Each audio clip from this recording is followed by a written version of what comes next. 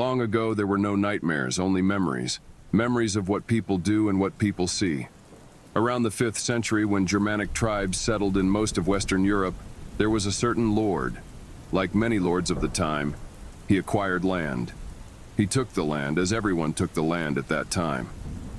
After a particularly brutal battle near the edge of a deep crevasse, the lord found a pale child wandering among the scattered corpses.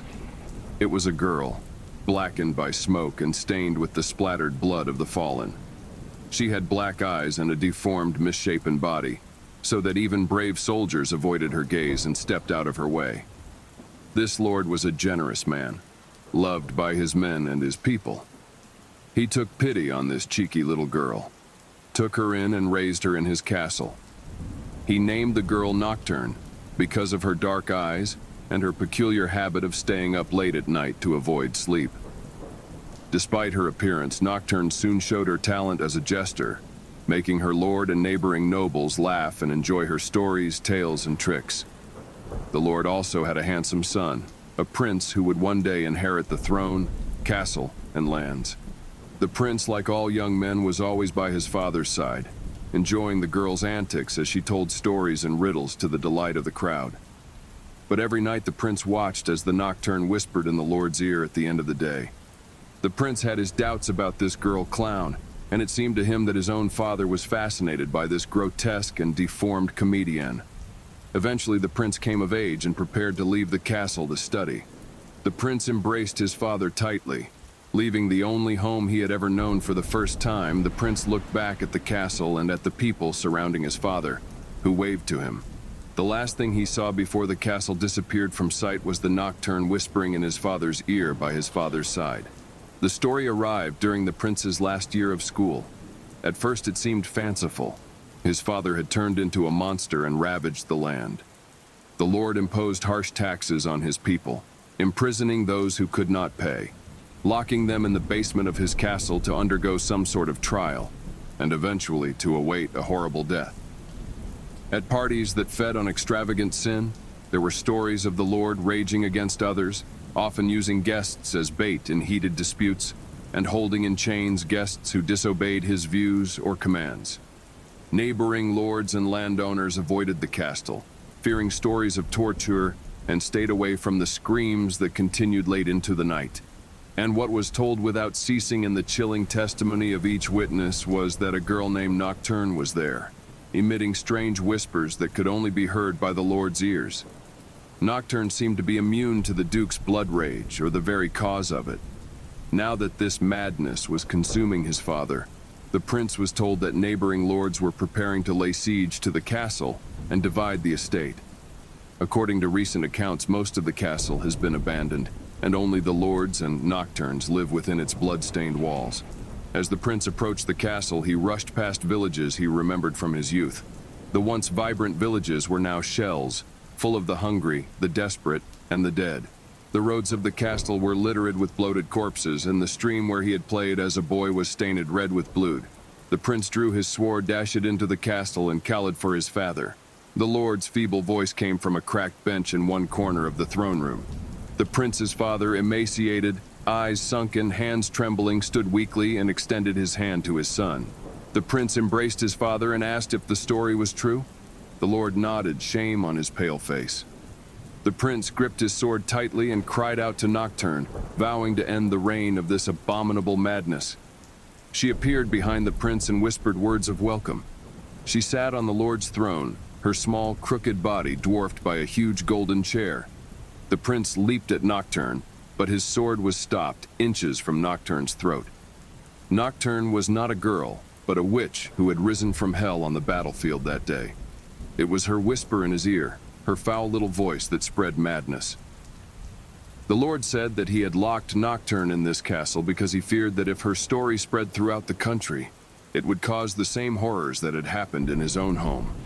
With that, the lord took his son's hand in his, looked into Nocturne's dark eyes, and let out one last cold breath.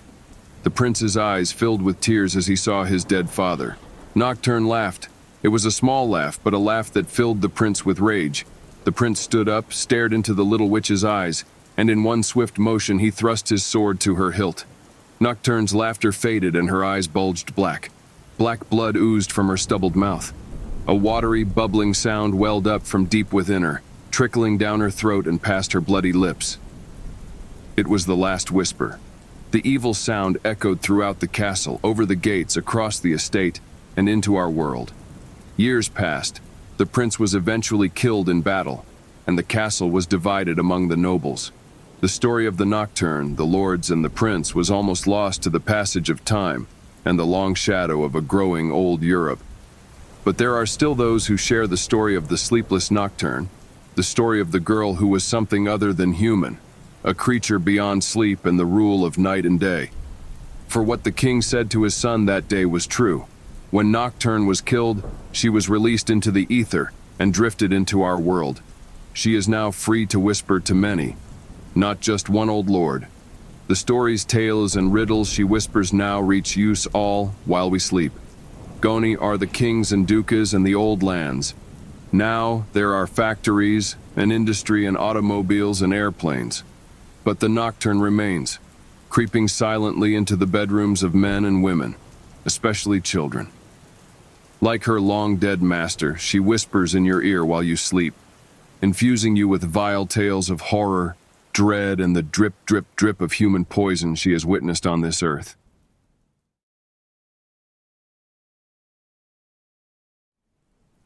It was about 15 years ago when I was 16.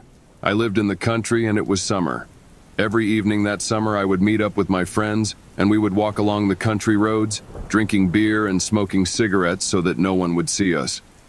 One hot summer evening we were sitting in front of my friend's house looking bored. We didn't know what to do. It was Vlad, Marco, and me. Then one of our friends said, "Let's take a walk to the next village." My friend's house was not far from the next village, about a half-hour walk. I knew some people in that village, but I didn't have many friends. But I was bored, so I decided to go. We walked along the illuminated road, looking at the houses until we reached a part of the road where the asphalt ended and white gravel was paved. There were no lights or houses on that part of the road, which was about a kilometer long. Just a road and a large field, nothing else. All that was there was an old cemetery. Eerie, isn't it? Our visit to the neighboring village was uneventful. We drank beer with acquaintances. It wasn't much fun, but it was better than staying at home. We started to leave. On the way back, we drank too much beer and pissed at the old bus stop. We pissed at the old bus stop because we drank too much beer. While I was doing my business in the bushes, one of my friends decided to do something rash. He started kicking the old bus stop with all his might. It was made of sheet metal. I was surprised to see that the houses were already lit up and people were paying attention to the sound of it. We ran and laughed. A couple of minutes later, we heard a car approaching rapidly. We saw the headlights of a car approaching. In a split second, we decided to jump into a ditch on the side of the road so the driver wouldn't see us. He passed by us at breakneck speed. He did not notice us. But we noticed that he was looking for us and very angry. To be honest, we were a little scared, but also excited. After about 5 minutes, we decided to get out of the ditch and slowly make our way home. But the driver did not come back. The gravel road became our road, and as we approached the village line, we saw the same car again. We froze. We prayed that it would continue to pass us by. But when it came to a stop with its windows rolled down right next to us, we knew we were in trouble. The driver was a man in his 30s, and the passenger was a small, overweight man in his 50s wearing an undershirt. They both looked like complete lunatics, and they both had terribly angry expressions on their faces. The man in the passenger seat held a broken bottle in his hand, held it by the neck, and said to us, "Get in the car now." At that moment, we instinctively started running. I ran in the dark toward the village, while my two friends ran in the opposite direction. The men got out of the car and started chasing us. Then I heard someone yelling in the distance. He said, "Look for the third one, he ran over there." It took us half an hour to walk to our village. I decided to run all the way without stopping and look for help. After a while, I arrived at a friend's house with a bicycle. I took the bike and started looking for help. I heard voices coming from the riverbank. It was a group of older men often gathered together drinking. I called for help, and within seconds, a group of 5 men I knew appeared. I explained the situation to them, and we headed back to the next village. Halfway to the village, I saw Vlad and Marco running toward me. When I saw him, I could not hide my joy.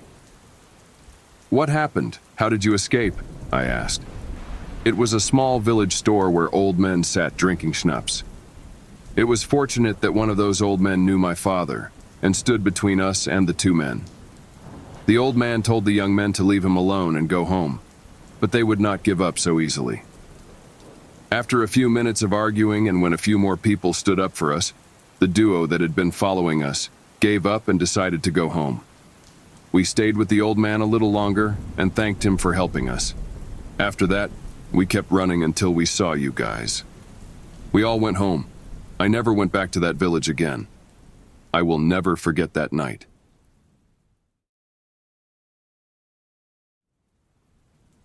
Enter room 136 of the Termont Inn.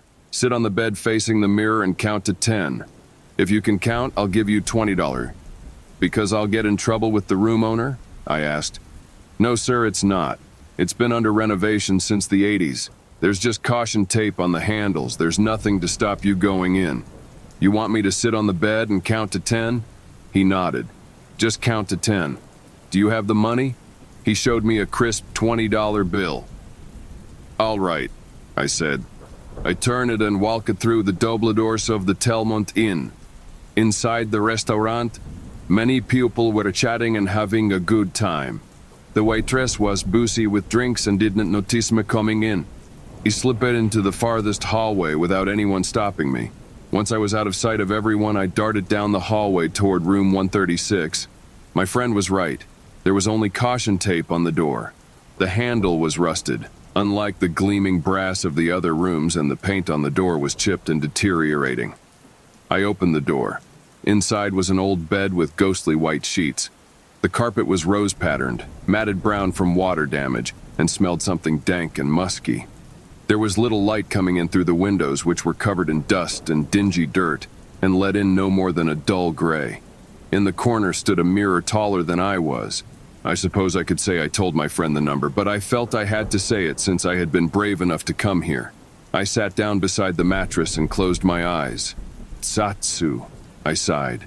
The roar of distant chatter was hardly a murmur now. The air here was cold, as if the windows were not fully closed. 2, 3. It was really getting ridiculous. My friend didn't come up with this on his own.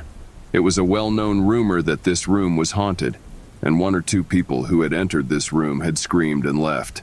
4. I felt my throat tighten. What if I was wrong and something really was wrong? Or were they distracted by this silly numbers game as I myself was about to be? 5, 6, 6. I felt the air grow cold, and I didn't hear much more mumbling from the guests, as if they had all decided to stop. 7. My skin began to prickle. I was nearing the end and suddenly very anxious to do so. 8. I heard the floor creak softly, closest to me. I desperately wanted to open my eyes and make sure no one was standing over me, but I didn't dare. 9. I felt something like ice on my arm. Dry, rough, cold sensation, as if my fingers were sliding across my skin. In my right ear, I could hear what sounded like breath, as if someone was whispering so quietly that I could not understand. Then, just as I was about to say 10, I felt part of the mattress beside me lower, as if someone was sitting beside me. I got up and ran out of the room. I closed my eyes and feared what I would see if I looked. And I lost the challenge, and although my friends still tease me about it, I am still glad I didn't count to 10. I shudder to think what would have happened if I had.